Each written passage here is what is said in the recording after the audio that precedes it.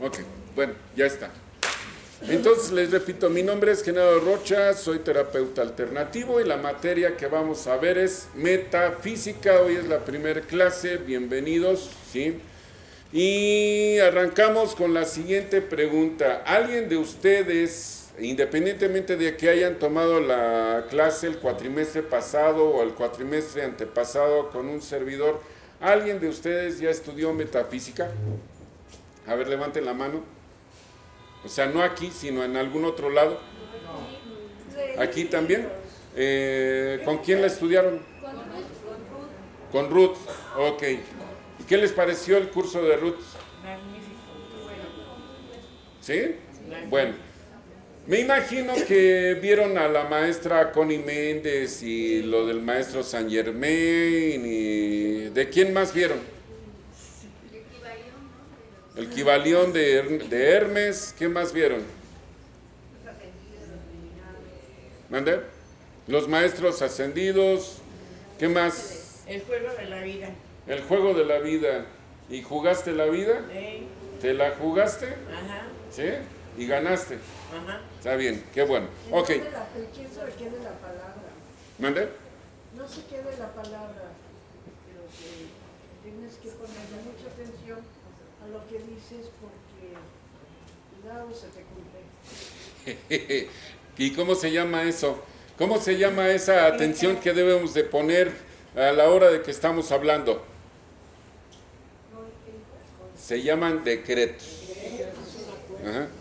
Se llaman decretos. Aguas con lo que decimos porque se nos cumple. ¿Okidoki? Bueno, y de eso es precisamente de lo que se trata este curso. En este curso vamos a, más que nada, aprender a pensar. Pensar antes de soltar la lengua. Vamos a aprender a pensar antes de soltar cualquier frase que nosotros tengamos que hacer. Ese es el principal objetivo de este curso, ¿sí? Es muy bonito venir y aprender de Connie Méndez, es muy bonito venir y aprender del Kybalión, del maestro San Germain y todo, pero de lo que se trata el curso en sí es de que aprendamos más que nada a pensar. Y que cuando estemos pensando, estemos utilizando precisamente lo que son los decretos. Pero para saber de dónde viene todo esto, ¿sí? Porque el origen de la metafísica no es Connie Méndez, el origen de la metafísica no es el maestro Saint Germain, ¿sí? Y el origen de la metafísica no es tampoco el Kybalión, aunque es el libro más antiguo con el que contamos acerca de lo que es la metafísica.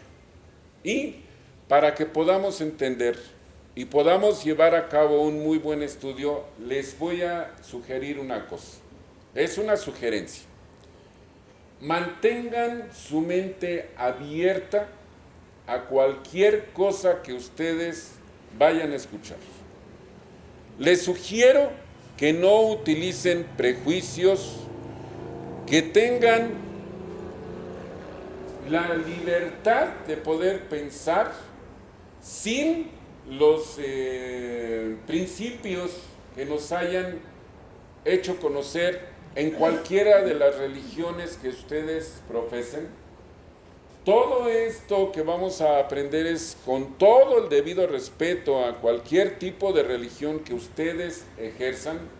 Pueden ustedes ser a lo mejor católicos, pueden ser cristianos, a lo mejor son musulmanes, quizás sean judíos, no sé qué religión tengan. Todo va con un debido respeto hacia todo tipo de creencias que ustedes tengan, con las que hayan crecido. Entonces, lo que vamos a conocer aquí es algo que no hemos conocido en otros lugares. Y lo digo abiertamente porque lo que vamos a conocer ahora, hoy precisamente, no lo enseñan en ninguna escuela de metafísica. Esta es una de las diferencias. Lo que vamos a ver hoy es una de las grandes diferencias que hay con respecto a los demás lugares en donde enseñan metafísica. ¿De dónde se imaginan ustedes que surgió toda esta forma de pensar? Tú que eres una gran maestra, ¿de dónde? Sí, tú eres una gran maestra. ¿De dónde te imaginas que haya surgido todo esto? ¿En Grecia? ¿Quién dijo en Grecia? Tú dijiste en Grecia. Pues no, de Grecia ya fue un derivado. En la zona oriental. ¿A qué te refieres con oriental? También igual ya fueron derivados. ¿Qué más? En Siria. Ahí hubo una gran escuela. Pero no era en Siria en sí, o sea, nada más es el Medio Oriente. Siria no existía. ¿Mande? Egipto ya fue la consecuencia. ¿A dónde más? La Atlántida. Sí, la Atlántida. Atlán. ¿Cómo saben que fue la Atlántida? Porque Pues de ahí salió casi todo. hablando de Grecia que nombraron, Platón, sí, Platón fue el que escribió de los grandes Atlánticos Ajá. y de toda su cultura. ¿Y él de dónde recibió esa información? No sé.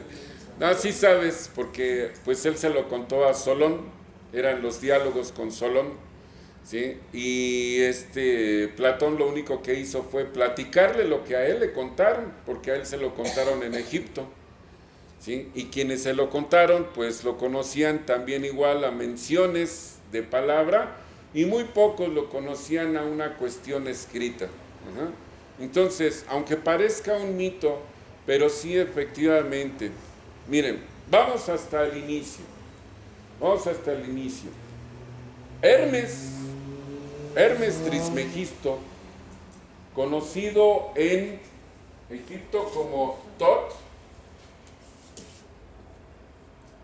Todo eso está en el manual. Sí. ¿Mande? Hermes Trismegisto. ¿Qué es eso?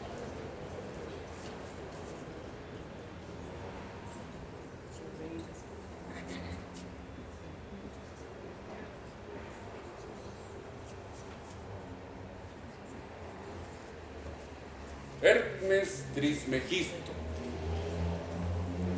Hermes Trismegisto fue el fundador de la escuela iniciática de Egipto. Pero este señor traía el conocimiento desde muchos miles de años antes. Porque resulta que Hermes Trismegisto, conocido en Egipto como el dios Tot, al cual después en los jeroglíficos lo veían o lo dibujaban como un ibis, ¿sí? Un ibis es un ave de pico largo que existe ahí en África, ¿sí? Entonces a él lo dibujaban en los jeroglíficos como un ibis, y ahora ve uno el ibis ahí en sus escrituras y sabe uno que es Tot. Para ellos era un dios, porque resulta que Tot, en cierta forma, dice la historia, era inmortal. Tot fue el verdadero constructor de las pirámides de Egipto, junto con todos los que vivían con él y que eran sobrevivientes de la Atlántida. Tot era el guardián de los escritos heredados de la Atlántida, y esos escritos se conocen como la tabla esmeralda,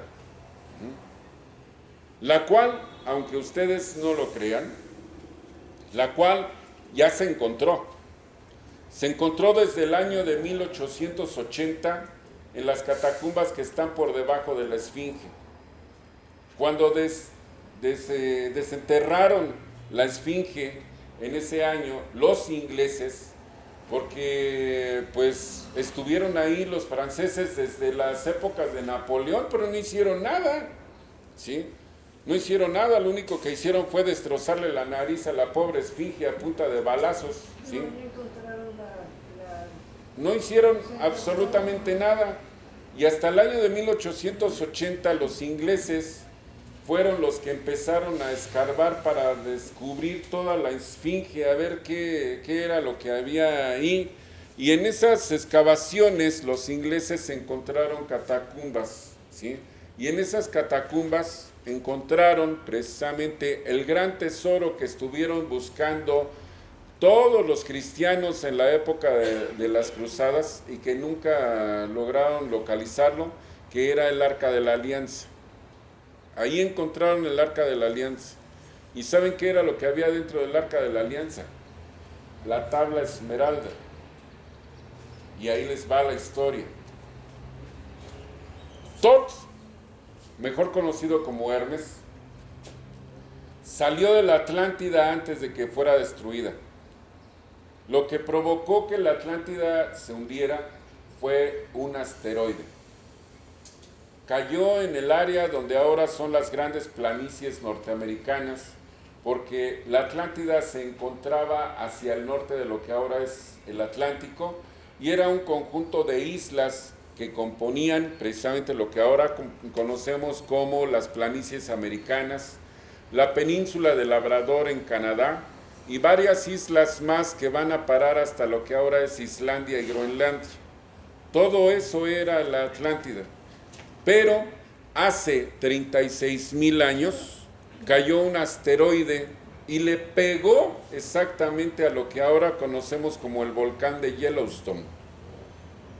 El volcán de Yellowstone es una gran olla. El cráter de Yellowstone abarca, si lo queremos comparar, desde lo que es el Cerro del Chiquihuite hasta la punta de la Jusco. Ese es el cráter.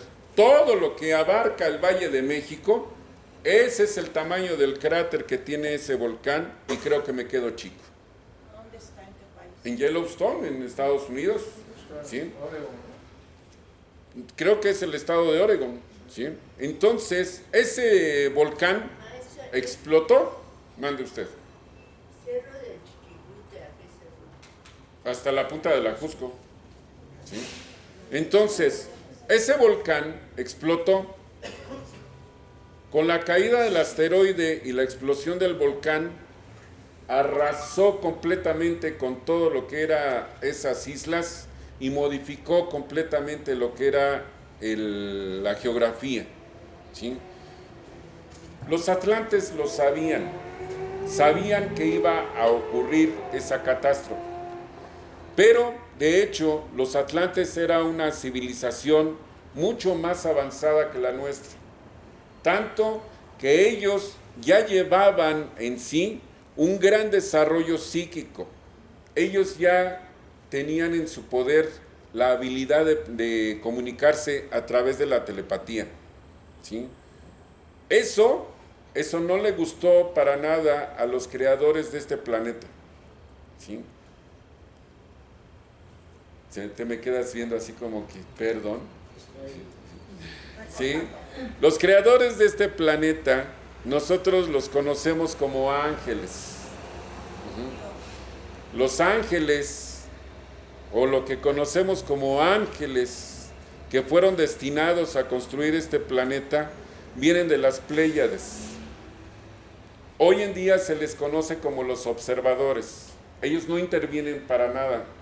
Ellos nos dejaron a nosotros a nuestro libre albedrío para que pudiésemos verdaderamente construir nuestro destino.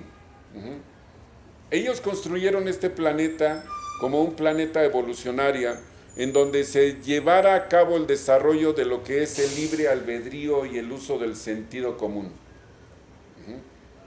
Y que es una de las herramientas más importantes, y lo vamos a ver en el trayecto de nuestras clases, ¿sí?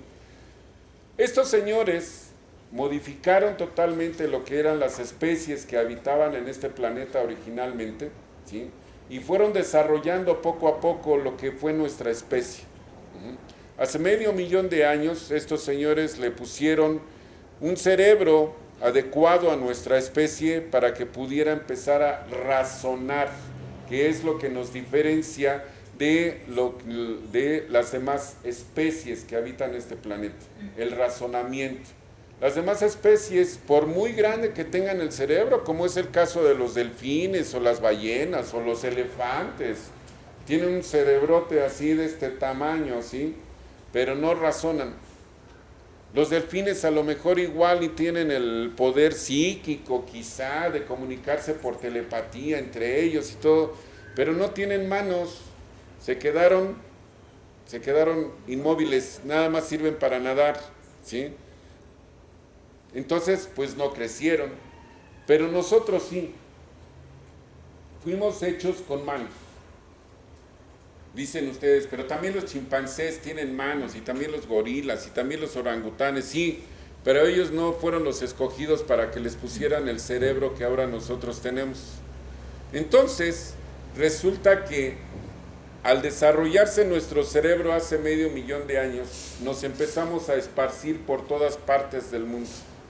Aprovechando que la gran glaciación, acá hay lugar, acá hay mucho lugar, aprovechando que la gran glaciación ocasionó que el nivel del mar estuviera 150 metros por debajo de lo que ahora lo conocemos, ¿sí?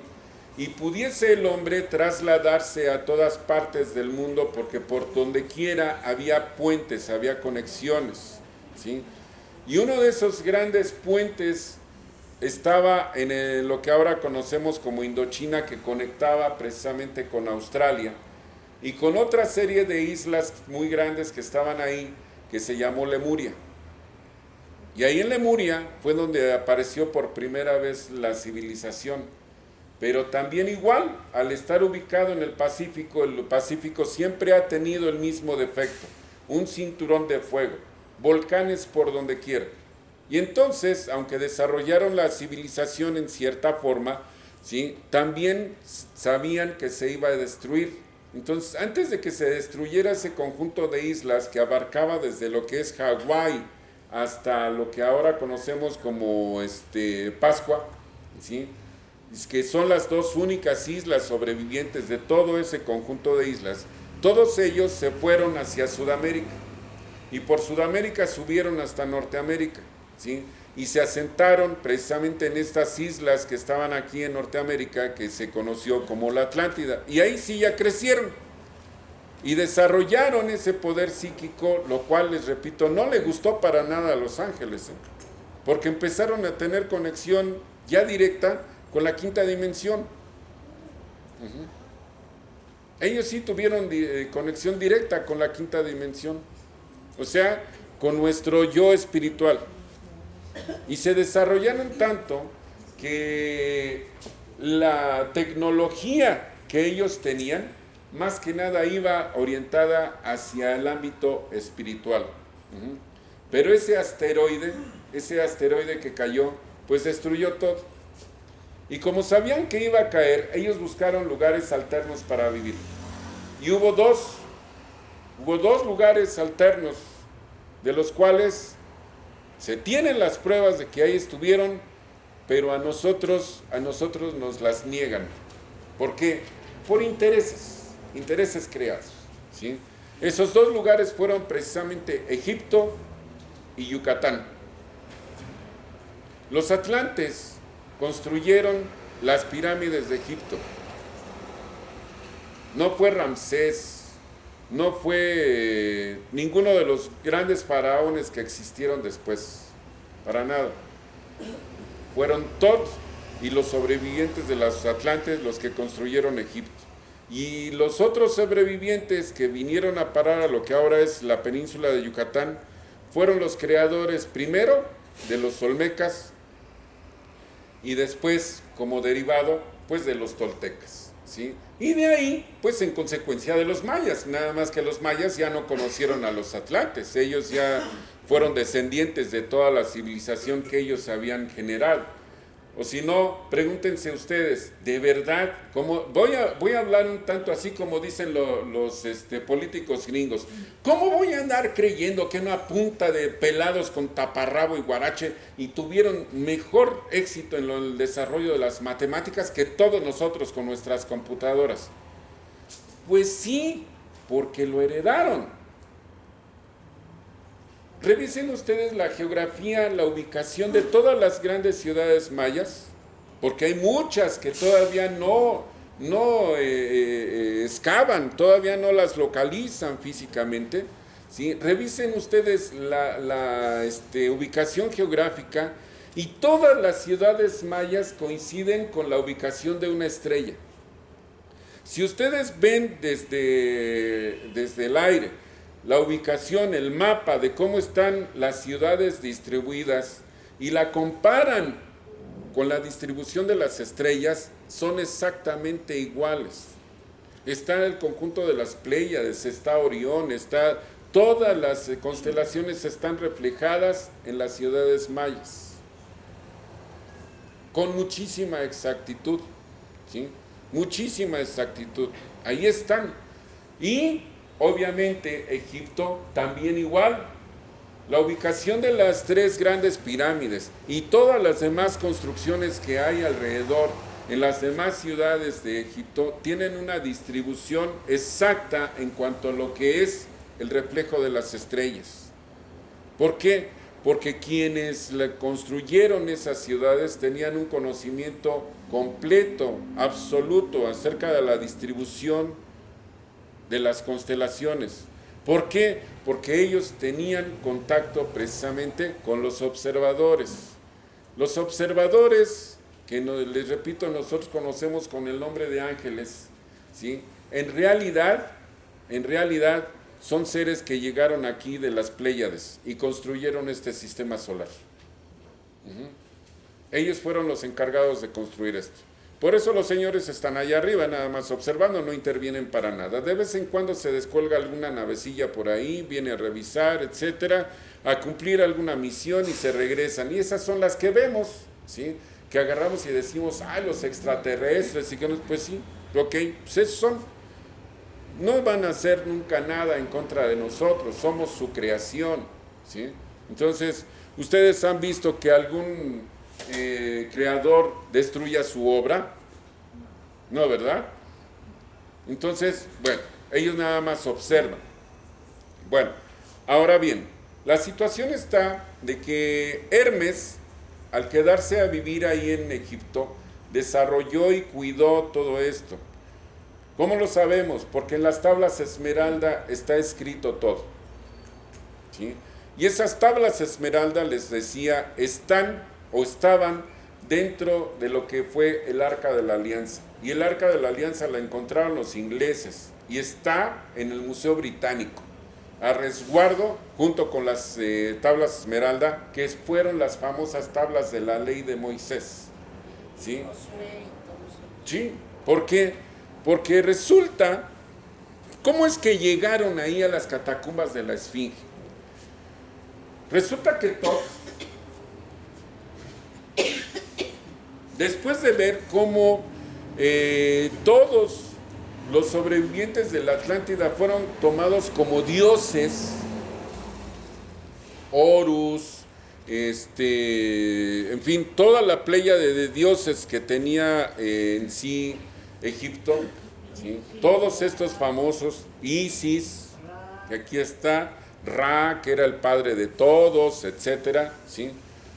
Bueno, pues resulta que llegó el momento que dijo Tot, ya es el momento adecuado de revelarles que existe nada más un Dios. Y que todos los demás somos simple y sencillamente servidores de ese Dios. Y encontró el momento adecuado cuando surgió un faraón que se presume que fue su hijo. Y ese faraón se llamaba Akenatón.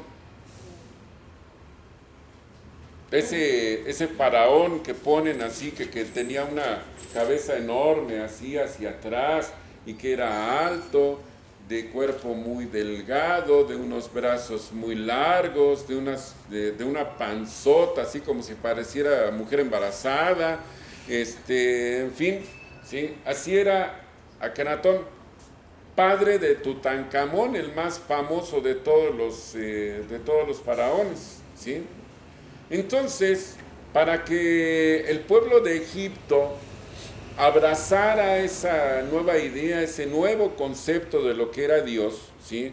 Akenatón construyó una gran ciudad que se llama Amarna y que la vemos casi entera hoy en día. Dejó Luxor, dejó Tebas, dejó Memphis, etcétera, y construyó Amarna, ¿sí?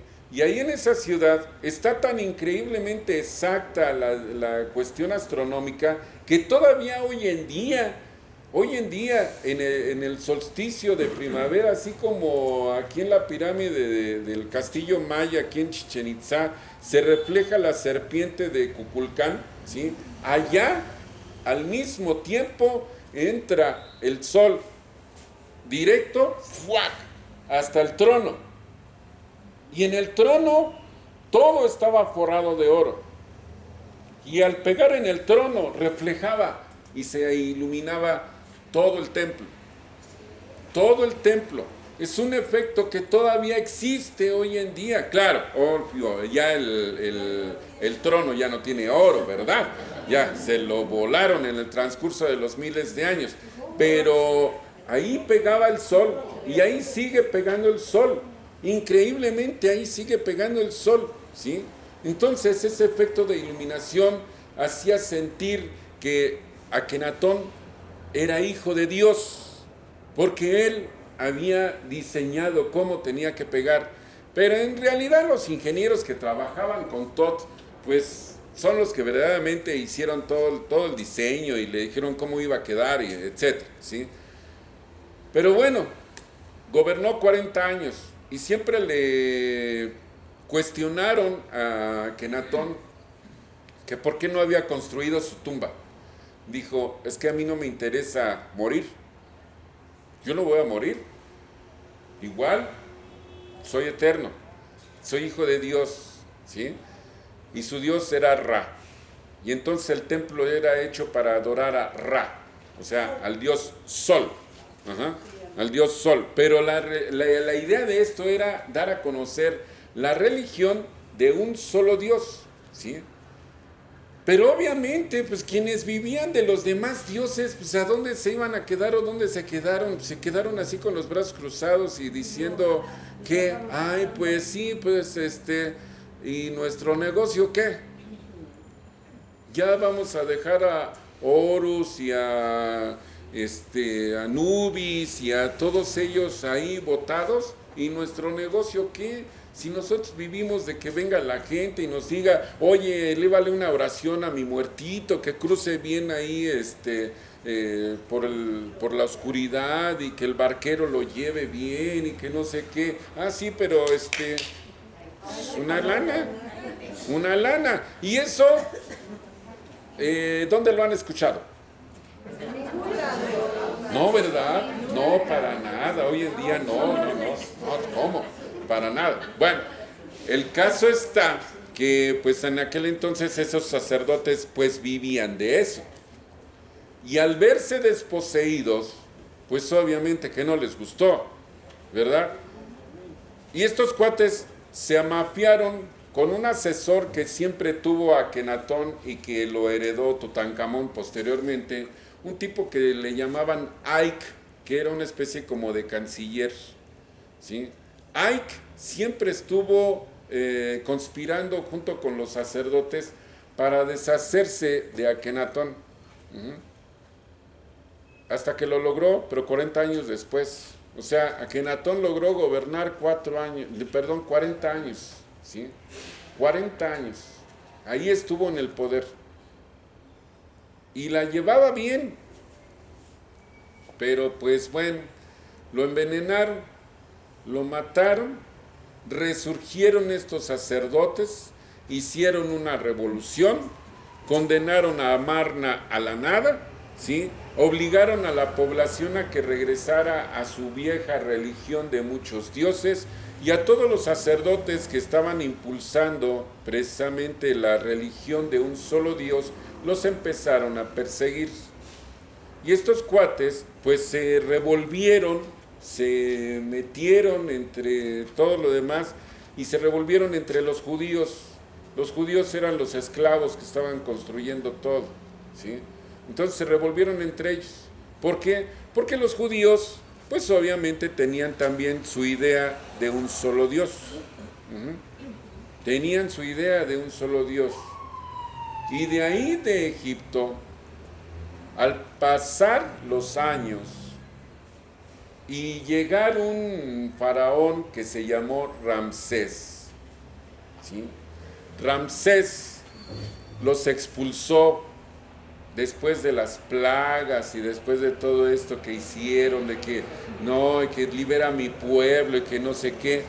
¿Quién hizo toda esta revolución de que liberaran a los judíos? Moisés, ¿sí? Aguante. Tot era el padre de Akenatón y por lo tanto fue el abuelo de Tutankamón. Pero Tot, aparte de Akenatón, también tuvo otro hijo que se llamó Tutmosis.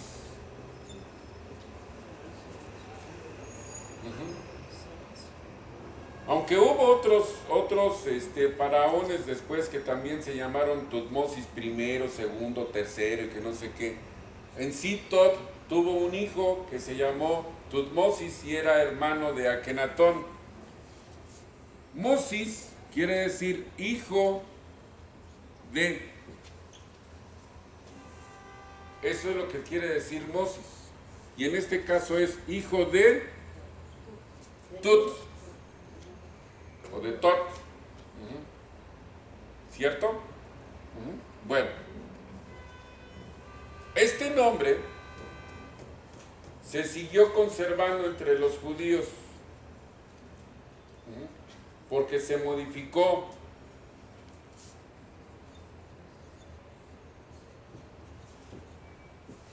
Moisés.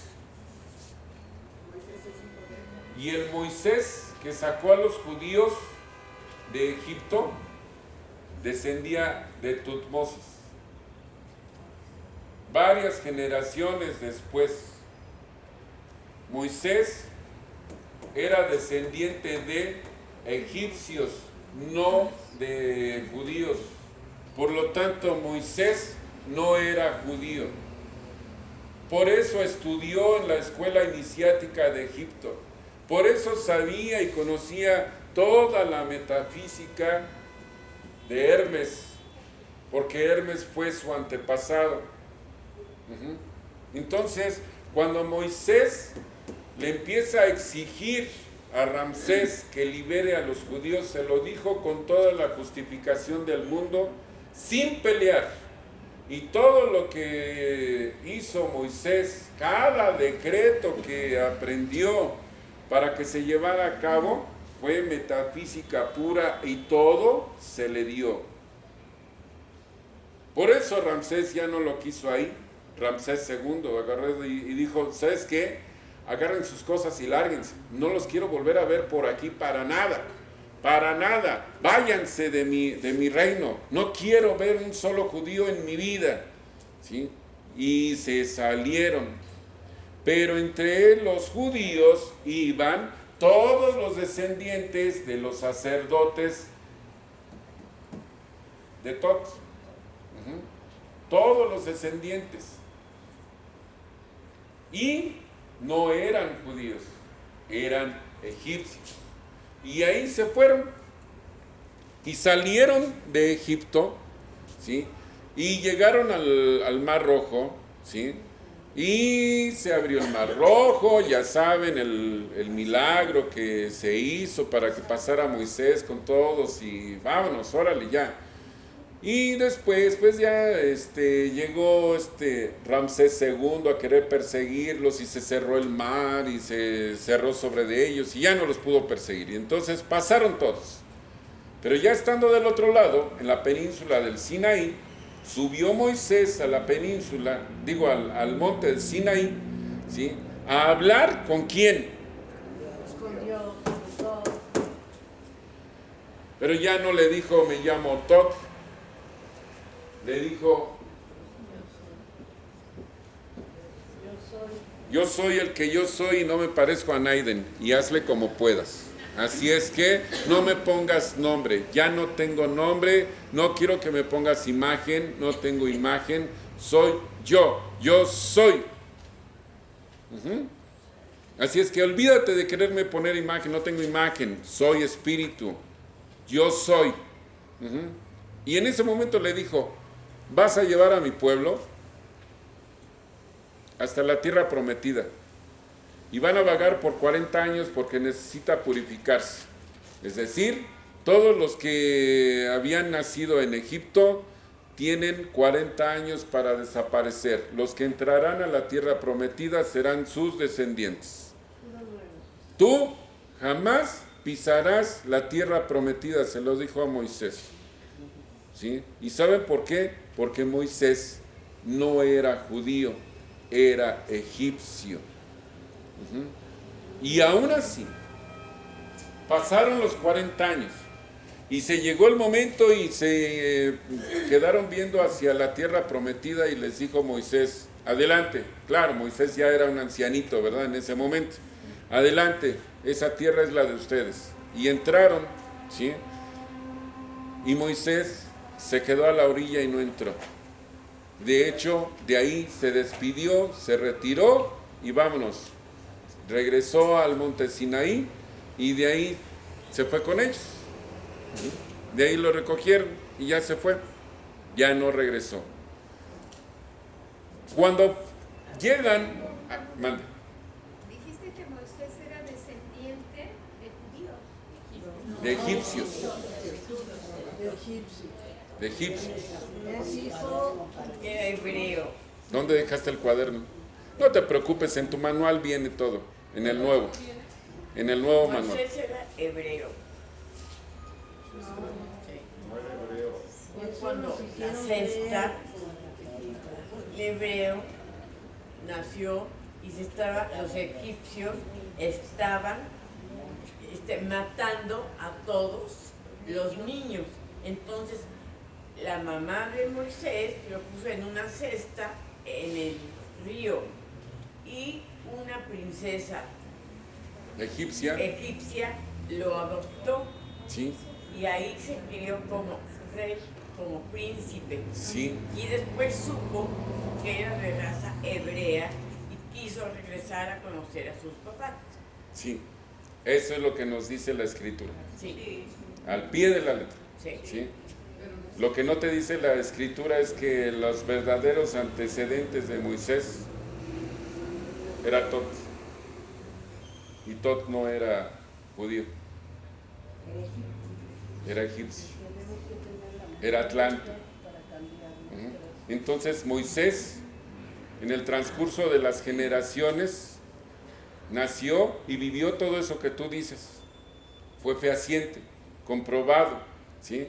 Y vivió como si fuera el hermano de Ramsés, ¿sí? Así es, y estudió en la escuela iniciática, ¿sí? Pero en realidad Moisés no era judío, era egipcio. ¿Por qué? Porque esos familiares que pusieron a Moisés ahí en su cesta, ¿sí? Eran descendientes de egipcios, No era de Tutmosis. Eso no lo dice. ¿Mandé? Eso no está. ¿Qué dije al inicio? Que vamos a conocer cosas que nos han ocultado, que no nos han dicho. y mente abierta. Mente abierta, ¿sí? Entonces, cuando llegan ahí a la tierra prometida, encuentran que hay una ciudad que se llama Jericó. Pero Jericó, pues había sido construida en nombres normales por los hititas, o sea, fenicios, ¿sí? En realidad eran fenicios, ¿sí? Entonces llegan ahí, la destruyen, la conquistan y pues entonces construyen lo que después se conocería como Jerusalén, ¿cierto o no? ¿Verdad? Bueno. De las ruinas de Jericó sacaron a Jerusalén. Sí, así es. Entonces, hubo un grupo, más bien, corrección, hubieron dos grupos que no entraron a Jerusalén, no se quedaron en Jerusalén. Uno se llamó los esenios, que eran judíos, pero fue una tribu que jamás estuvo de acuerdo con la forma en que trabajaba el Sanedrín. El Sanedrín fue el grupo que se llama los abogados de la ley, dentro de los egipcios, ¿sí? Que siempre controlaron, así como ahora tenemos a nosotros al Vaticano, así controlaban ellos a la religión, ¿sí? Al poder religioso. Lo hacían a su manera. Entonces los esenios nunca estuvieron de acuerdo cómo, y dijeron, ¿saben qué? Pues quédense con ustedes con su bronca, nosotros nos salimos. Vivieron a las orillas del Mar Muerto, en una zona que se conoce como el desierto del Qumran. Ahí vivieron en cuevas y todo. Ahí mismo se quedó a vivir este grupo descendiente de los sacerdotes del dios Ra, ¿sí? O sea, los sacerdotes de Tutmosis y por lo tanto de Hermes, ¿sí? Se quedaron a vivir ahí junto con ellos a orillas del Mar Muerto y construyeron una ciudad que se llamó Nazaret. Nazaret en arameo antiguo desciende de una palabra que dice nacer, ¿sí? Nacer en arameo antiguo quiere decir sanador.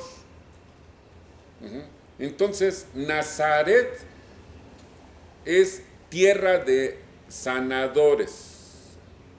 Y los que vivían ahí se les conoce como gnósticos. Ahí no era su familia de Jesús, de Nazaret. Sí, Jesús. Los gnósticos vivían en esa zona de Nazaret. Los gnósticos son los descendientes de Hermes, los descendientes de Tot. Aunque vivieron junto con, les pedí que apagaran su celular, por favor, ¿sí? Aunque vivieron con, jamás se convirtieron en judíos. Vivieron con ellos, se revolvieron con ellos por una cuestión de seguridad, por una cuestión de sobrevivencia, pero no se convirtieron en judíos. Entonces, cuando llegan a la tierra prometida, no entran en Jerusalén porque no se consideran judíos, se quedan viviendo en lo que después se conoció como Nazaret, ¿sí? Y entonces los sanadores eran gnósticos. ¿Por qué eran sanadores? Porque ellos conocían el poder de la palabra. Ellos sabían perfectamente cómo trabajar con yo soy, porque era un conocimiento que ya traían desde cientos, quizá miles de años antes, ¿sí? Y eso no lo aprendieron los judíos como debía de ser. Ellos se hicieron con su propia idea de lo que era yo soy, de lo que era Jehová, de lo que era Yahvé, como le hayan querido llamar después. Yo soy. Ellos sí lo hicieron. Y una vez fundado Nazaret, pues pasaron los siglos y siglos y siglos, ¿sí? Y ya, pues son los gnósticos, sí, son parte de, ¿sí? Pues todo el mundo lo vio normal, ¿sí? Pero resulta que en el inicio, cuando se acababa de fundar Jerusalén, los israelitas, que no los judíos, ojo, los israelitas traían un pleito casado por la cuestión del territorio con los filisteos, que eran descendientes precisamente de los fenicios, ¿sí? Traían un pleito casado. La estatura promedio máxima de la gente que vivía en aquel entonces en toda esa zona era de 1.60, ¿sí? ¿Quién de ustedes mide 1.60? ¿60? 1.60. ¿Tú mides 1.60? A ver, ven, tantito.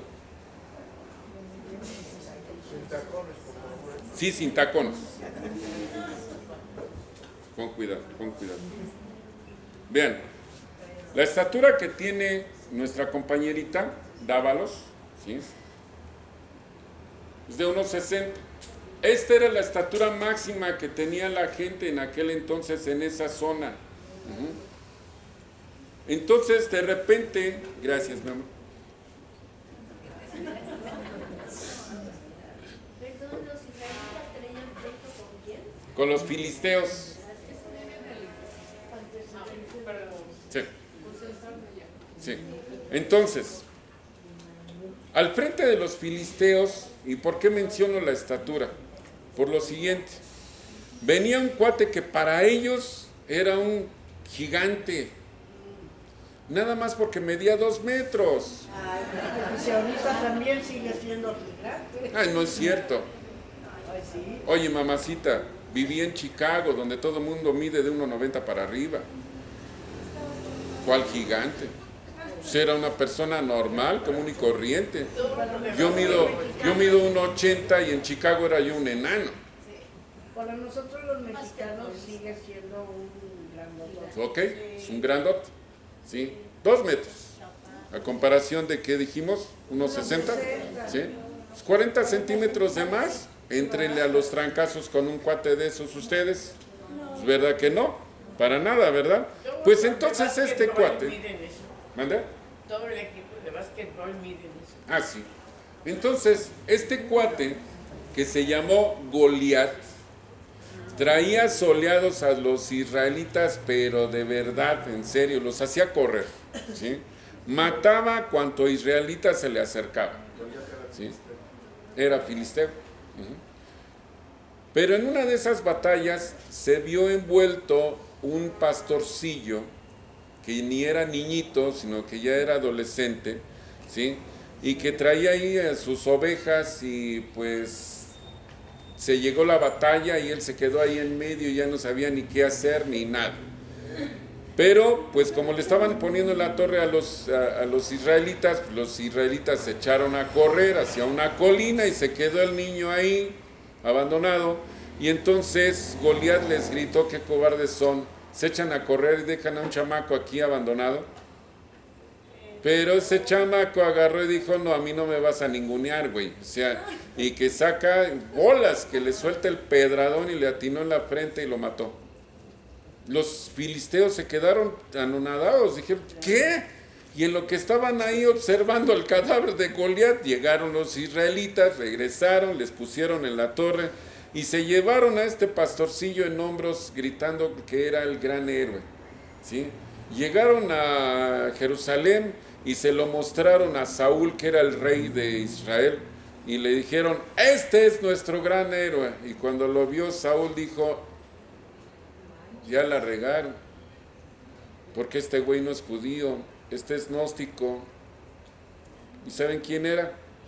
Era David. Entonces David no era judío, era gnóstico y por lo tanto era descendiente de egipcios, ¿sí? Pero, ¿qué dice la profecía? De la sangre de David descenderá el Mesías, el libertador de Israel. ¿Cierto o no? Y pasaron los siglos, bueno, pasaron unos años ahí y efectivamente David, a la muerte de Saúl, se convirtió en el rey David y fue cuando surgió la profecía que de la sangre del rey David descenderá el Mesías. ¿Cierto o no? ¿Verdad? Pero como David no era judío, sino que era gnóstico, pues entonces pasaron los siglos y de los gnósticos surgió una parejita que se llamó María y José, que no eran judíos, sino que eran gnósticos, abiertamente gnósticos, porque ellos vivían en Nazaret. ¿Cierto o no? ¿Verdad? Y de ahí nació Jesús,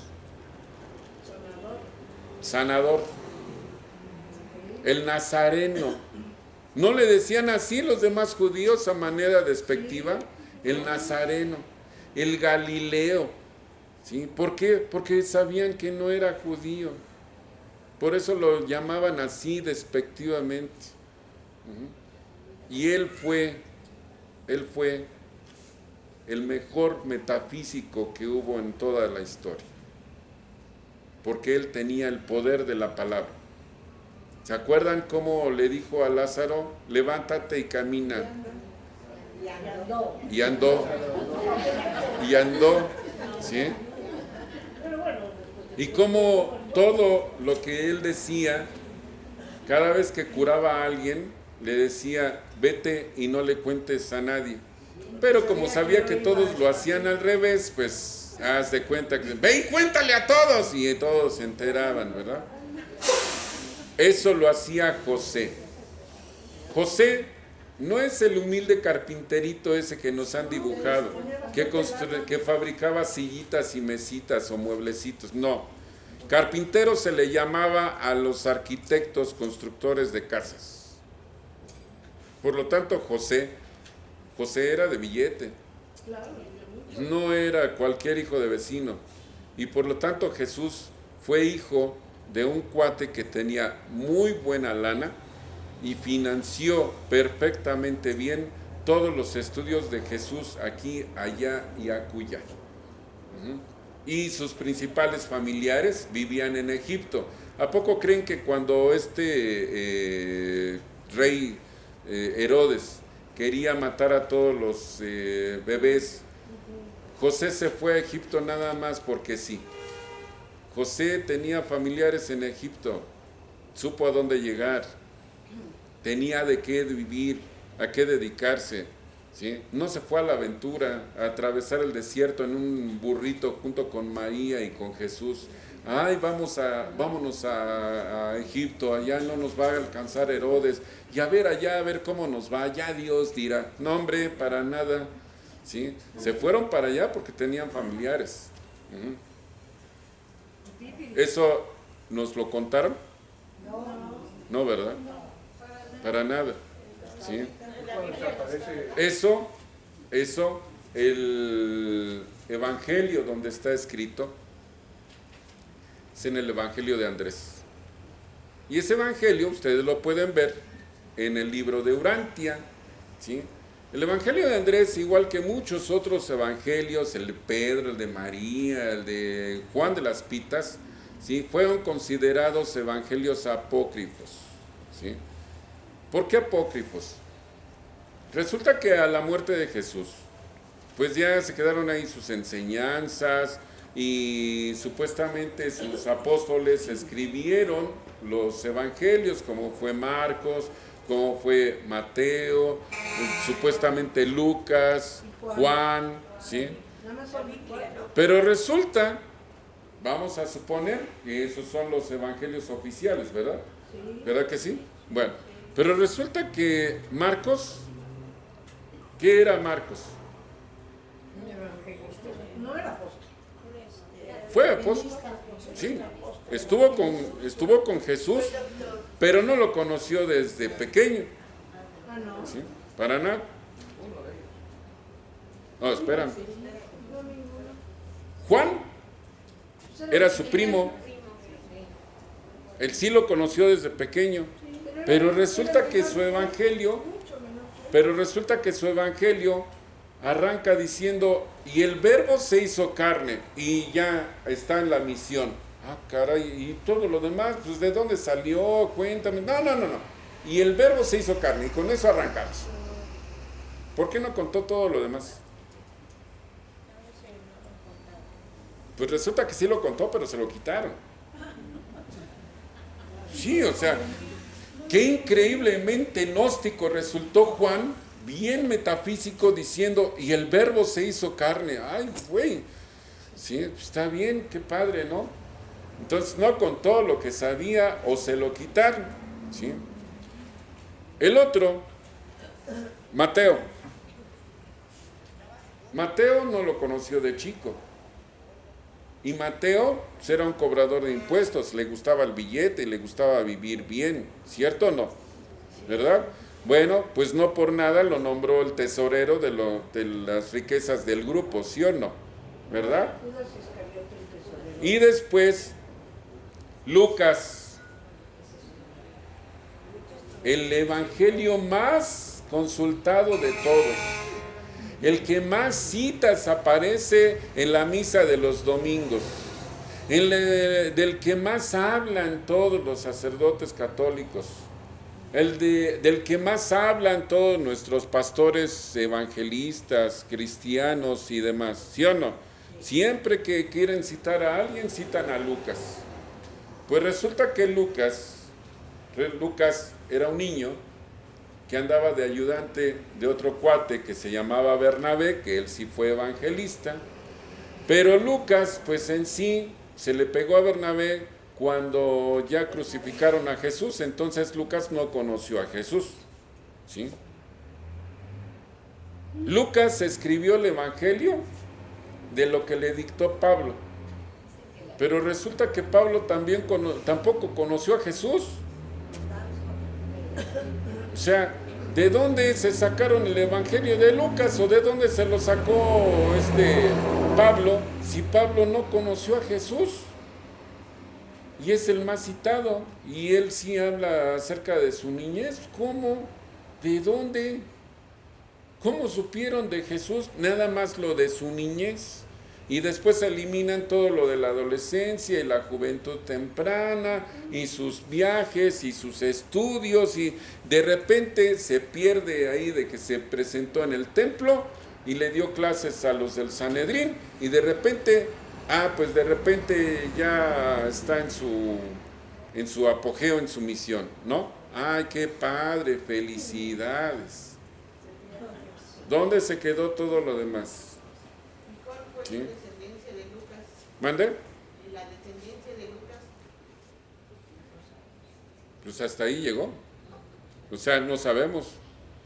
No sabemos, lo único que sabemos después en Hechos de los Apóstoles, que lo escribió Lucas, precisamente, Hechos de los Apóstoles escribió Lucas, sabemos que le cortaron la cabeza a Pablo y que crucificaron de cabeza a Pedro, y de que después ya la iglesia se empezó a esparcir y tan se acabó, ¿sí? Todo esto se debe a que precisamente en el año del 380, algo así, hubo un concilio que mandó a juntar a todos los obispos que ya había en ese entonces para oficializar al cristianismo como la religión de Roma, ¿sí? Porque resulta que a señor Constantino se le apareció en un sueño una cruz que agarró y le dijo: dile a todos tus soldados que pinten una cruz en su escudo para que se reconozcan entre ellos y puedan vencer a Magencio, porque tú serás el primer papa de mi religión. Ay, güey, ¿no?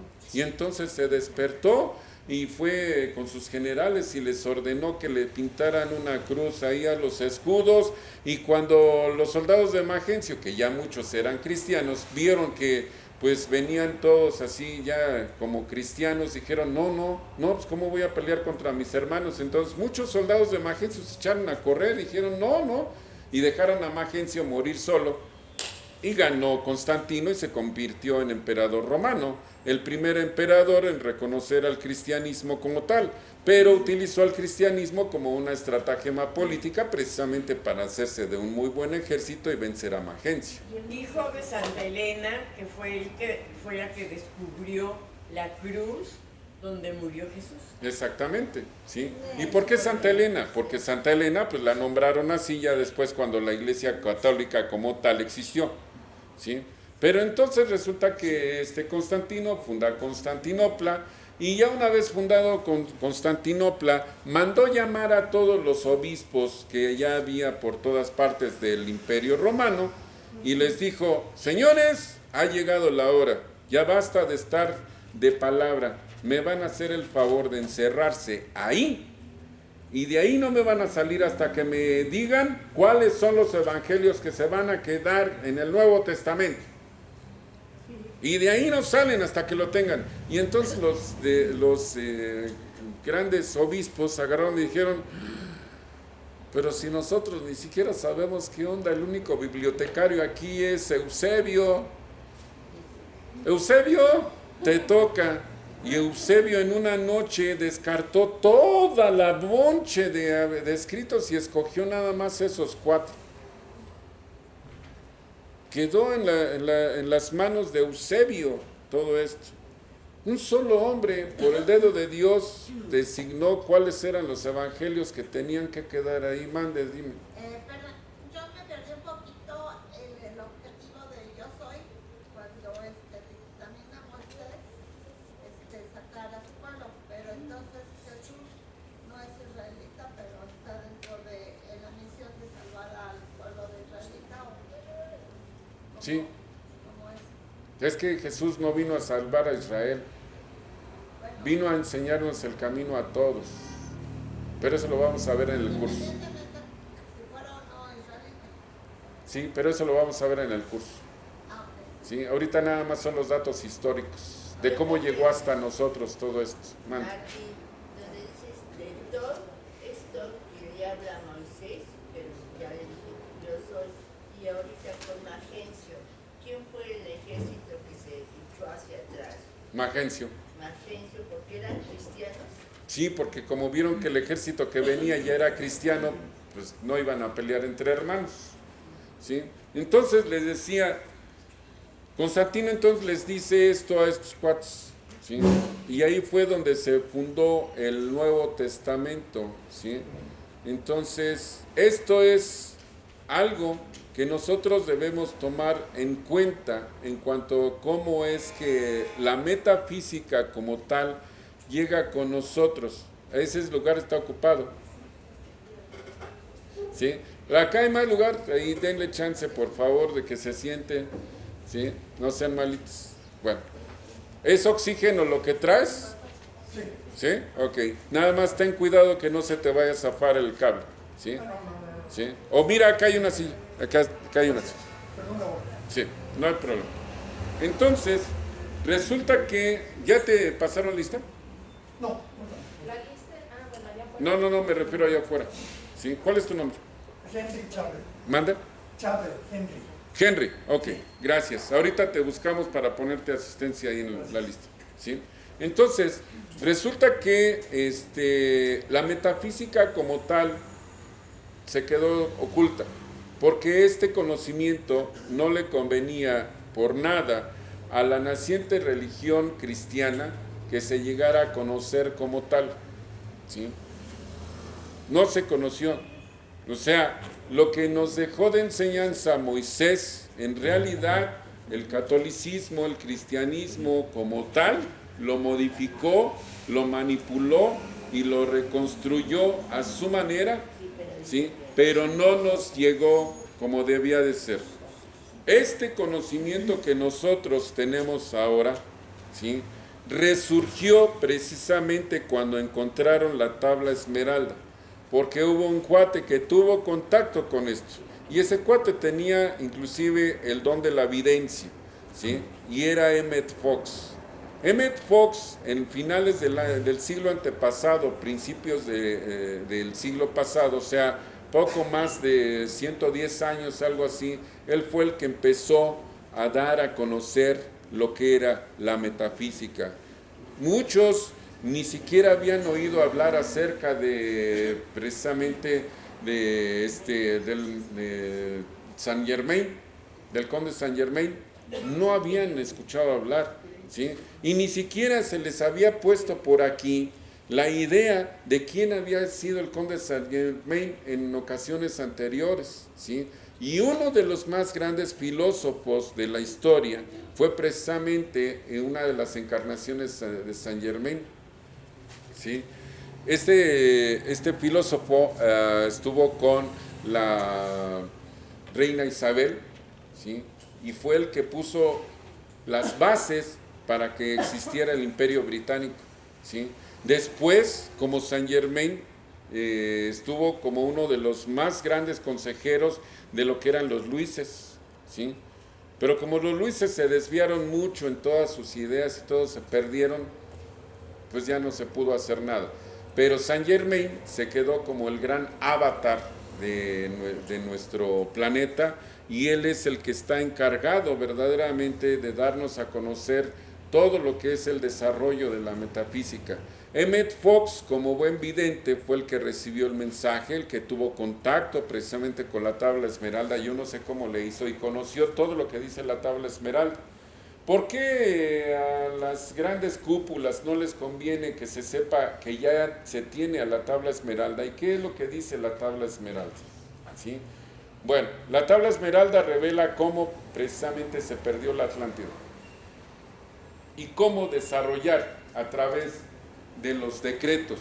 Por ejemplo, nosotros que estamos trabajando ahora con el yo soy, ¿sí? Cómo desarrollar a través del yo soy, ¿sí? Todo nuestro contacto con nosotros mismos, porque esa es la idea, que nosotros tengamos el contacto con nosotros mismos. ¿Por qué? Porque yo soy. A ver, díganlo, yo soy.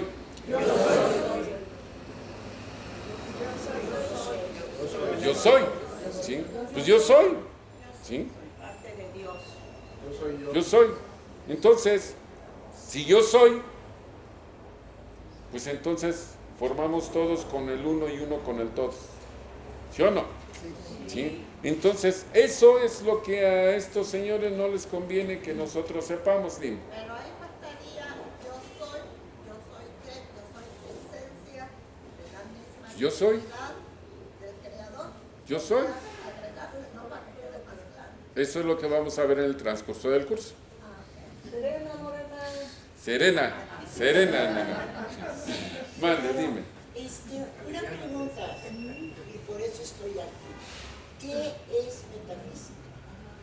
El estudio de lo que está más allá de lo físico. Lo que pasa es que la definición es para la clase que entra. ¿Sí? Bueno, el caso está de que efectivamente todo este desarrollo que se ha venido dando, primero a través del señor Emmett Fox, en principios del siglo pasado, después a mediados de siglo o antes de la Segunda Guerra Mundial con la señora Blavatsky, que era de origen ruso, y ya después de la Segunda Guerra Mundial con la señora Connie Méndez, ¿sí? Que nos trajo todo este conocimiento aquí a Latinoamérica y todo el desarrollo de las escuelas de metafísica, principalmente en Sudamérica, ¿sí? Nos ha permitido ir conociendo todo esto. Pero resulta que una de las más grandes sorpresas que me llevé cuando empecé a estudiar esto es de que siempre tuve la idea de que en Chile y en Perú y en Argentina estaban mucho más desarrollados que nosotros en las cuestiones de la metafísica. Y fíjense que no, andan bien perdidos. Después pensé que en Venezuela y en Colombia, porque pues de por ahí era la señora Connie Méndez, ¿sí? En Venezuela había más conocimiento y resulta que no, están peor de perdidos que los otros, ¿sí? A punta de puros golpes de estado la gente está desesperada y ha perdido la brújula, pero bien cañón, y no saben ni qué onda, ni qué hacer, ni cómo hacerlo. Y resulta que entonces, aquí en México, es donde se está llevando a cabo el mayor desarrollo de lo que es la metafísica como tal. Aquí es donde podemos encontrar mayores estudios acerca de lo que es la metafísica, ¿sí? Claro, no nos podemos comparar con la metafísica como se le ha ido desarrollando tanto en Europa Central, o inclusive, y aunque ustedes no lo crean, en Europa Oriental. El desarrollo de la metafísica, el conocimiento de la metafísica en todos esos lugares está bien cañón. Y sobre todo, en donde ustedes ni siquiera se imaginan, en Rusia, de donde salió la señora Blavatsky, ¿sí? Falta que se anoten por allá, fuera, ¿sí? Entonces, ese desarrollo, el gobierno ruso lo ha promovido porque precisamente ellos están en un gran plan de desarrollo de poderes psíquicos. Estados Unidos dejó de lado el desarrollo de todos esos estudios, no sé por qué, ya no se metió a toda esa onda, pero los rusos sí continúan. Desde los años 50 como soviéticos, ellos hicieron todo un gran desarrollo de personas que se dedicaban a espiar a Estados Unidos psíquicamente, ¿Y qué creen? Siempre le atinaban, por eso siempre iban un paso adelante de los gringos, hasta para las cuestiones de la conquista del espacio, siempre estaban un paso adelante. Y ahora, díganme ustedes, ¿de dónde salen los cohetes para estarle llevando abastecimientos a la estación espacial? De Rusia. Salen de Rusia, ¿sí? ¿De dónde suben los astronautas? Salen de Rusia. Hasta allá se tienen que trasladar los astronautas gringos para subir en las cápsulas Soyuz. Los gringos ya no lanzan cohetes hacia la estación espacial. Lo que lanzan de Miami son principalmente satélites, ¿sí? Satélites nuevos. La NASA está en Houston. No, de ahí salen los cohetes. ¿De Houston? No, salen de Miami. Está ahí en Cabo Cañaveral. Ya le quitaron el nombre de Cabo Kennedy, ahora es otra vez Cabo Cañaveral. ¿Y quién predijo que tenía que ser de Cabo Cañaveral? No, un francés. No, mi amor. Espérate. No fue un No, escritor. fue un escritor, pero ¿quién fue? Julio Verne. Julio Verne predijo que era de Cabo Cañaveral, de donde tenía que salir la conquista del hombre hacia la luna, ¿sí? Y le atinó. ¿Creen que es casualidad? Las casualidades ustedes lo van a aprender, no existen. Las coincidencias tampoco. ¿Vale? Okidoki. Bueno, ahora ya saben de dónde salió la metafísica. ¿Alguna duda?